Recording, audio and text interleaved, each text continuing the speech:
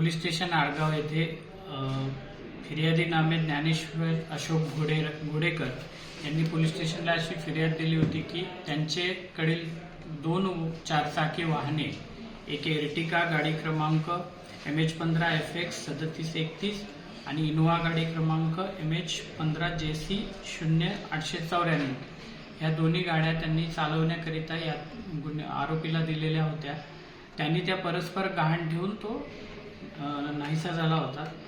सदर गुन्ह्यातील आरोपीला आणून त्याच्याकडून ह्या दोन्ही वाहनं, एक वाहन MIDC जळगाव आणि दुसरं मालेगाव येथून हस्तगत करण्यात आलेला आहे आणि गुन्ह्यामध्ये दोन्ही वाहनं जप्त करण्यात आलेले आहे। गुन्ह्याचा पुढील तपास सुरू आहे। एकूण 7 लाख रुपयाच्या दोन्ही वाहनं आतापर्यंत पोलिसांनी हस्तगत केलेली आहे।